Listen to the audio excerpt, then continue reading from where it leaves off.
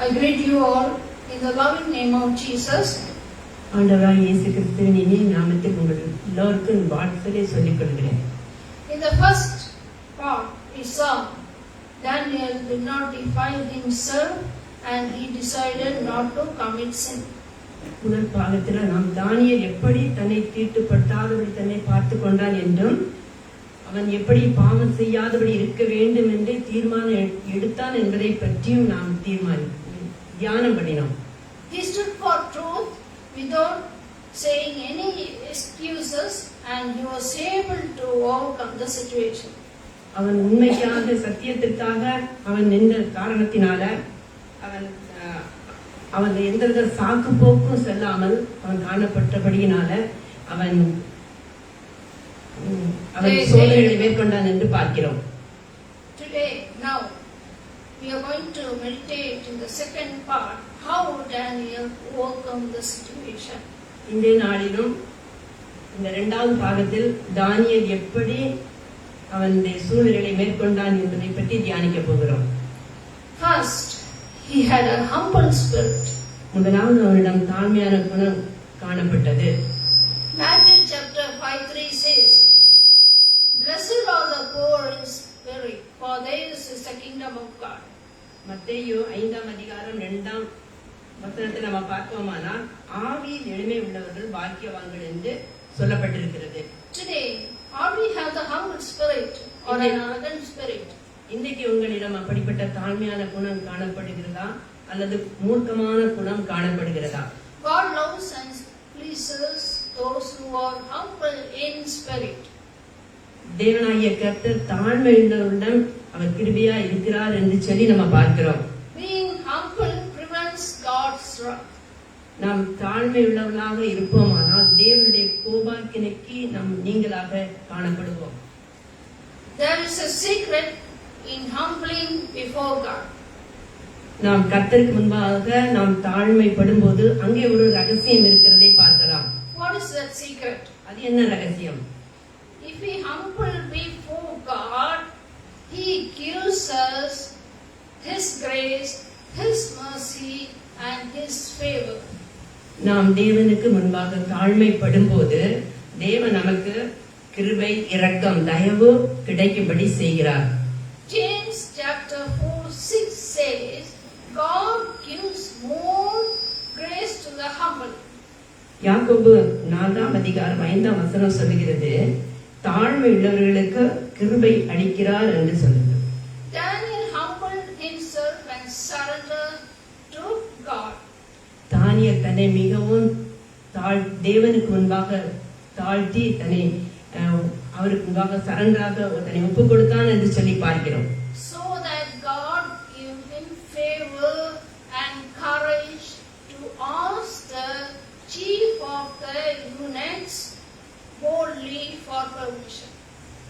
எனவேதான் தானியேல் பிரதானிகளின் தலைவனிடம் அனுமதி கேட்கும்படி அவருக்கு தைரியத்தை அவருக்கு கொடுத்தார் என்று சொல்லி பார்க்கிறோம். We read this in Daniel chapter 1 verse 9. Now God had caused the chief to show favor and compassion to Daniel. தானியேல் 1ஆம் அதிகாரம் 9ஆம் வசனத்துல நம்ம பார்ப்போமானால் தேவன் தானியேலுக்கு பிரதானிகளின் தலைவனிடத்தில் தயவும் இரக்கமும் கிடைக்கும்படி செய்தார். Then he requested the chief of the eunuchs that he might not defile himself by eating the delicacies of king. ராஜாவின் போஜகத்தினால தன்னை தீட்டுப்படுத்த கூடாது என்ற நோக்கத்தோடு அவன் பிரதானிகளின் தலைவனிட்ட ஒரு வேண்டிக் கொண்டான். Then the chief of the eunuchs said to Daniel, I feel, verse 10, I feel that the Lord King who has appointed your food and drink, for why should he see your faces looking worse than the young men who are your age? Then you would endanger my head before king. தானியேல் 1ஆம் அதிகாரம் 9-10 நம்ம பார்ப்போமானால் தேவன் தானியேலுக்கு பிரதானிகளின் தலைவனிடத்தில் தயவும் இரக்கமும் கிடைக்கும்படி செய்தார். பிரதானிகளின் தலைவன் தானியேலை நோக்கி உங்களுக்கு போஜனத்தையும் பானத்தையும் குடித்திருக்கிற ராஜாவாகிய என் ஆண்டவருக்கு நான் பயப்படுகிறேன். அவர் உங்களோடொத்த வாலிபரின் முகக்கலையை பார்க்கிலும் உங்கள் முகம் வாடி போகிறவைகளாக காண வேண்டியது என்ன? அதனால் ராஜா என்னை சிரசேதம் பண்ணுவாரே என்றான். He feared to give permission because of the king. பிரதானிகளின் தலைவன் ராஜாவின் நிமித்தம் அவர்களுக்கு அனுமதி கொடுக்க பயந்தான். Even then, Daniel did not give up his faith and perseverance. ஆனாலும் கூட தானியேல் தன்னுடைய விடாமுயற்சியையும் அவனுடைய விசுவாசத்தையும் விட்டுவிடவில்லை. If you are in the situation of Daniel or in any trouble sometime, what would you have done? நீங்களும் கூட இப்படிப்பட்டதான் தானியேலை பொறுத்து இப்படிப்பட்டதான சூழ்நிலைகளை நீங்கள் இருக்கும்போது நீங்கள் எப்படி காணப்படுவீர்கள்? Will you be weary and give up on your faith, or will you move forward? நீங்கள் சோர்ந்து போய் விசுவாசத்தை விட்டு சோர்ந்து போய் காணப்படுவீர்களா? அல்லாவிட்டால் சோதனைகளை மேற்கொண்டு முன்னேறி செல்வீர்களா? A man failed in all the aspects of his life. ஒரு மனிதன் அவனுடைய வாழ்க்கையில எல்லா விதத்திலும் தோல்வியை அவன் சந்தித்துக் கொண்டிருந்தான். He became very tired and laid down. அவன் ரொம்ப சோர்ந்து போய் அவன் அப்படியே படுத்து விட்டான். He couldn't able to sleep and he was looking up. அவனுக்கு தூங்க முடியவில்லை. எனவே அவன் அப்படியே மேல் பக்கமாக அப்படியே பார்த்து கொண்டே இருந்தான். He saw a spider spinning its web. அங்கே பார்க்கும்போது ஒரு சிலந்தி ஒரு கூடை கட்டி கொண்டிருந்தது. The spider failed at the first time. முதல் தடவை அது கட்டும்போது தோல்வியை கண்டது. It failed for 6 times. 6 முறையும் அது தோல்வியை தான் கண்டது. The spider finally succeeded for the 7th time. ஆனா கடைசியாக 7வது முறை கட்டும்போது அவன் அங்கே வெற்றியை இந்த கூடை நன்றாக கட்டி முடிக்கிறதை அவன் பார்த்தான். The spider did not become weary, thinking that I failed for 6 times. அந்த சிலந்தியானது 6 முறை தோல்வியை கண்ட போதிலும் சோர்ந்து போகாமல் மறுபடியும் 7வது முறை அதை கட்டி அதை வெற்றி பெற்றதை பார்க்கலாம். He tried hard and won for the 7th time. 7வது முறை அவன் வெற்றியோடு கூட கட்டி முடித்தது. That man learned a lesson through the spider. அந்த மனிதன் அந்த சிலந்தி மூலமாக ஒரு நல்ல பாடத்தை கற்றுக்கொண்டான். He also perceived and not worried about the failures that come his way, and he achieved victory. அவனும் அந்த அந்த சிலந்தியை பார்த்து அவன் சோதனைகளை எல்லாம் பார்த்து சோர்ந்து போகாதபடி எல்லாவற்றையும் குதறி தள்ளிவிட்டு அவன் முயற்சி செய்து அவனுடைய வாழ்க்கையிலே அவன் வெற்றியை கண்டான். In the same way, in our life also, our failures or in trial times, we must have faith in God's word, so that we can also able to move forward in faith and be victorious. நம்முடைய வாழ்க்கையிலும் கூட சோதனைகளும் பிரச்சனைகளும் நம்மை சூழ்ந்து வரும்போது நாமும் தேவ வசனத்தை உறுதியாய் பற்றிக்கொண்டு விசுவாசத்தை விடாமுயற்சியை நம்ம பற்றி கொள்வோமானால் நம்முடைய வாழ்க்கையில நாமும் கூட வெற்றியை பெற்றுக் கொள்ளலாம். Daniel did not give up his faith and perseverance. தானியேல் விடாமுயற்சியையும் அவனுடைய விசுவாசத்தையும் விட்டு விடவில்லை. Then Daniel lost the Belshazzar, verse 1, Daniel chapter 1, verse 11 and 12, whom the chief of the eunuchs had set over Daniel, Hananiah, Mishael, and Azariah. Please test your servant for 10 days and let them give us vegetables to eat and water to drink. தானியேல் 1:11. அப்பொழுது பிரதானிகளின் தலைவனாலே தானியேல், அனனியா, மிஷாவேல், அசரியா என்பவர்கள் மேல் விசாரிப்புக்காரனாக வைக்கப்பட்ட மேல்ஷார் என்பவனை தானியேல் நோக்கி, Please test us for 10 days. 10 நாட்கள் வரைக்கும் அவர்களை சோதித்து பார்க்கும்படி கேட்டுக்கொண்டார். So Melchizedek agreed and he tested them for 10 days by giving vegetables to eat and water to drink. அவன் அதற்கு சம்மதம் தெரிவித்து 10 நாட்கள் வரையிலும் சோதித்து பார்த்தான். At the end of the 10th day, they were healthier and better than others. அந்த 10 நாட்கள் முடிந்தபோது அவர்கள் மற்றவர்களை விட மிகவும் சரீரம் புஷ்டி உள்ளவர்களாக காணப்பட்டார்கள். When the king interviewed them, he found none was like Daniel, Mishael, Hananiah and Azariah. ராஜா அவர்களோட பேசினான். அவர்கள் எல்லோருக்குள்ளும் தானியேல், அனனியா, மிஷாவேல், அசரியா என்பவர்களைப் போல வேறொருவரும் காணப்படவில்லை. When the king examined them, he found 10 times better than the astrologers and the magicians.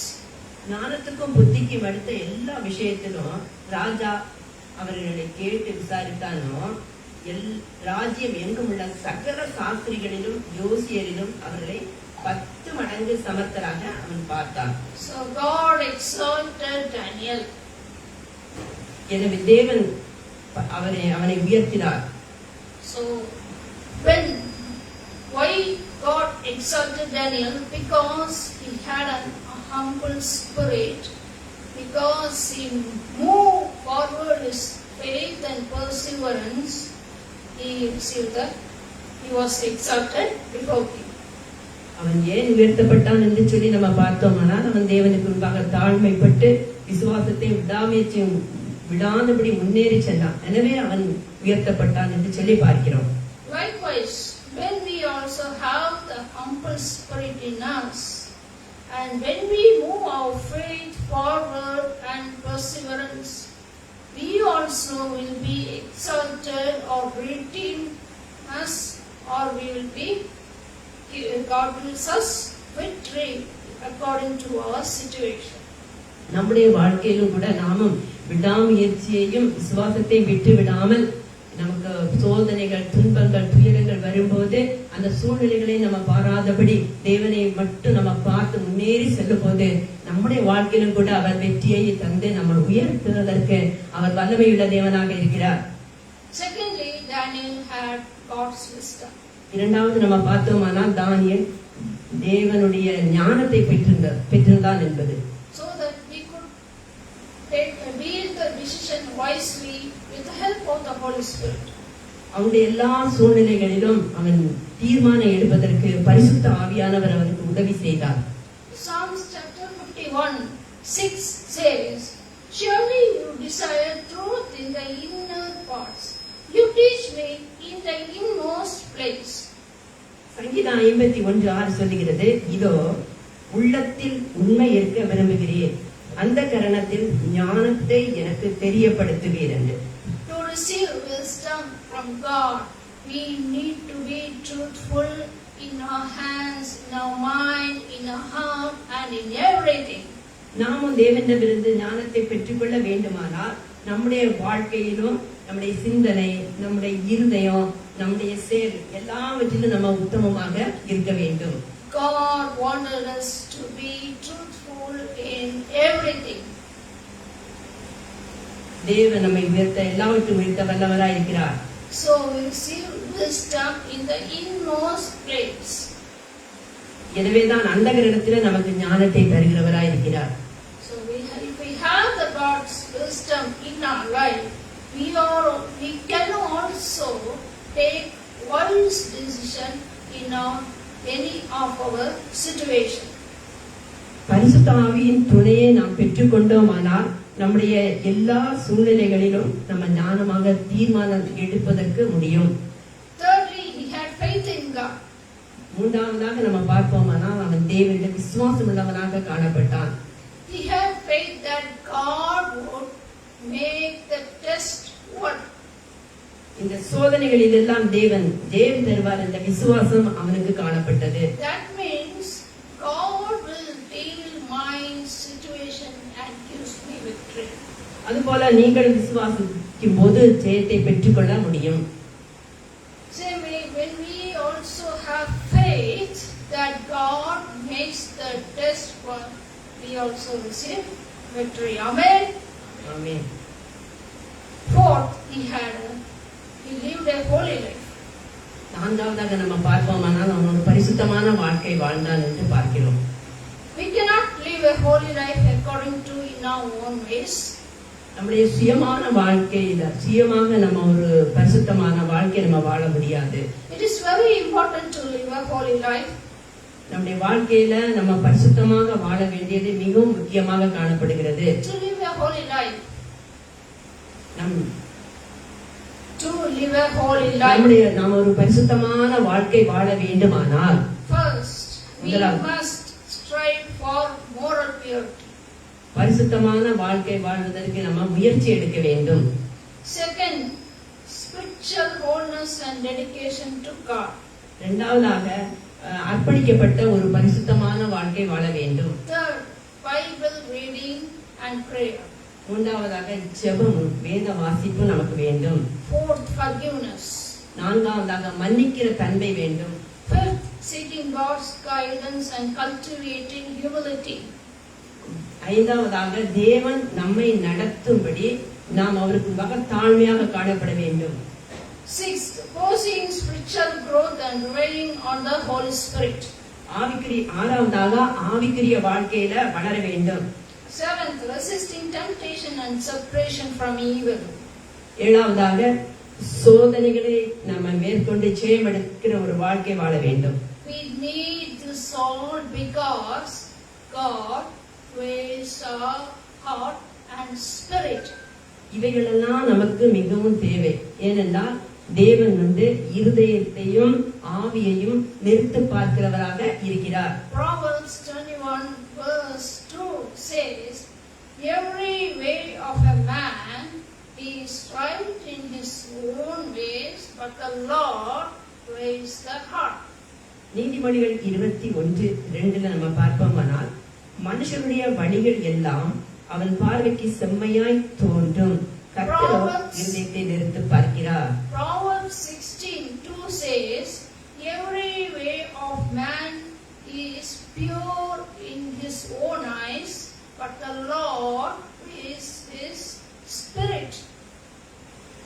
நீதிமொழிகள் 14:2 நம்ம பார்ப்போமானால் மனுஷனுடைய வழிகள் எல்லாம் அவன் பார்வைக்கு சுத்தமானவைகள், கர்த்தரோ ஆவிகளை நிறுத்து பார்க்கிறார்.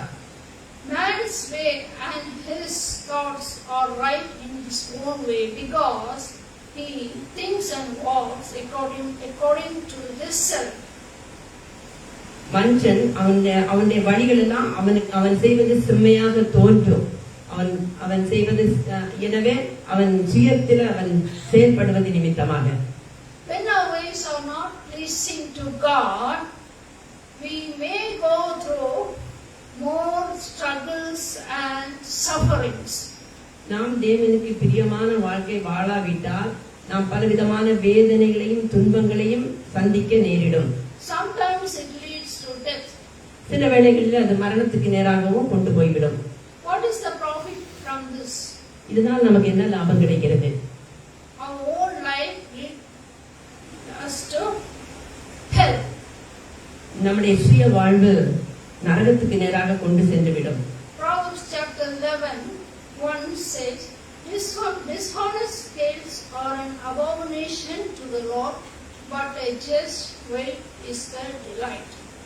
நீதிமொழிகள் 11:1 சொல்லுகிறது, கள்ளத்தராசு கர்த்தருக்கு அருவருப்பானது, சுமத்திரையான நிறைகல்லோ அவருக்கு பிரியம். A seller measures the commodity on a scale. ஒரு வியாபாரி தன்னுடைய தராசுல பொருட்களை அவன் வைத்து விற்பது வழக்கம். Today business people measures the commodities using dishonest scales. இன்னைக்கு பார்ப்போம்னா அநேக வியாபாரிகள் தங்களுடைய தராசை கள்ளத்தனமாக உபயோகப்படுத்துகிறார்கள். This is not pleasing to God. இது தேவனை அதை ப்ளீஸ் பண்ண முடியாது. It leads to pain and curse. இது நமக்கு வேதனையையும் சாபத்தையும் தான் கொண்டு வரும். Similarly, God weighs our heart and spirit. அதே போலதான் தேவனாகிய கர்த்தர் நம்முடைய இருதயத்தையும் ஆவியையும் நிறுத்து பார்க்கிறவராய் இருக்கிறார்.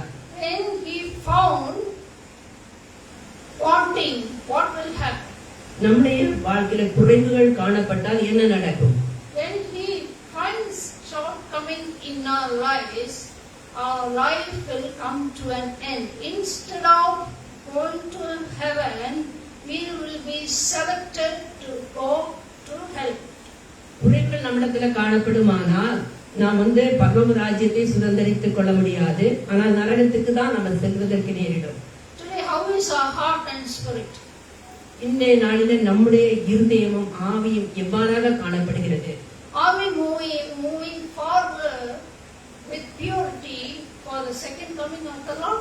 ஆண்டவராய் இயேசுவின் இரண்டாம் வருகைக்கு நம்ம ஆயத்தமாய் போகும்படி பரிசுத்தம் உள்ளதாய் காணப்படுகிறதா?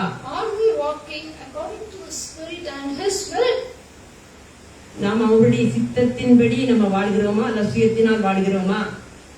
Let us read Philippians 1:10 says that ye may approve things that are excellent, that ye may be sincere and without offense till the day of Christ. பிலிப்பியர் 1:11 சொல்கிறது, நீங்கள் கிறிஸ்துவின் நாளுக்கு என்று துப்புரவானவர்களும் இடரலற்றவர்களுமாய் இருக்க வேண்டுதல் செய்கிறேன். Moses made a small mistake. மோசேயை நம்ம பார்க்கும்போது அவன் ஒரு சிறு தவறு செய்ததை நம்ம பார்க்கிறோம். God said to him to speak to the mountain. ஆண்டவர் அவனிடம் மலையை பார்த்து பேசும்படி கூறினார். But he hit it. ஆனால் அவன் அதை அடித்து விட்டான். Because of his disobedience to God's word, he couldn't able to enter the promised land Canaan. அவன் தேவனுடைய வார்த்தைக்கு கீழ்ப்படியாத காரணத்தினால அவன் கானான் தேசத்தை சுதந்தரிக்க முடியாதபடி காணப்பட்டான். But God said to Moses to come upon to the mountain and said to him, you will see only the promised land from the distance, but you will not enter it. தேவன் மோசேயிடம் கூறினார், மலைக்கு ஏறி வரும்படி கூறினார். அங்கே எதிராக தூரத்தில் இருக்கிற கானான் தேசத்தை அவனுக்கு காண்பித்து, நீ இதை பார்ப்பாய், ஆனால் நீ அதில் பிரவேசிக்க மாட்டாய் என்று சொல்லி கூறினார். God is love. At the same time, He is the righteous judge. நம்முடைய தேவன் அன்புள்ளவர், ஆனால் அவர் நியாயாதிபதியாக இருக்கிறார். We cannot stand before His justice. அவருடைய நியாயத்துக்கு முன்னால நம்ம நிற்கவே முடியாது. No matter how much we accomplish to the Lord. நம்ம மற்ற எதையும் ஆண்டவருக்கு நம்ம செஞ்சிருக்கலாம். If it is wrong, it is wrong. ஆனால் பாவம் என்கிறது பாவம் தான். But we have forgiveness in the New Testament times through Jesus Christ. But if we go on sinning, we will not enter the eternal life. புதிய பாட்டுல நம்ம சொல்லப்பட்டிருக்கிறது, நம்ம ரட்சிக்கப்பட்ட பின்பும் நம்முடைய பாவத்தை நம்ம தொடர்ந்து செய்து கொண்டே நம்ம இருப்போமானால் நம்ம நித்தியத்தை நம்ம பெற்றுக்கொள்ளவே முடியாது என்று சொல்லி நம்ம பார்க்கிறோம். Today many say that we are walking in a holy life, we have faith and we are walking in spirit. But when we see their attitude and character, they still walk in flesh. இன்னைக்கு அநேகரை நம்ம பார்க்கும்போது அவர்கள் ஆவியால நடத்தப்படுகிறார்கள் என்று அவர்கள் சொல்கிறதை நம்ம கேட்கிறோம். ஆனால் அவருடைய நடை உடை பாவனைகளை நம்ம பார்க்கும்போது அவர்களுடைய வாழ்க்கையில அவர்கள் பரிசுத்தமா இருக்கிறதை பார்க்க முடியாது. Sin is a sin. We cannot escape by saying excuses. பாவம் தான், அதற்கு நம்ம என்ன சாக்கு போக்கு நம்ம சொல்லவே முடியாது. So we must be very careful to live a holy life. எனவே ஒரு பரிசுத்தமான வாழ்க்கை வாழ்வதற்கு நம்ம மிகவும் கவனமாக இருக்க வேண்டும். Let us examine our life and submit our life to live a holy life and walk in spirit.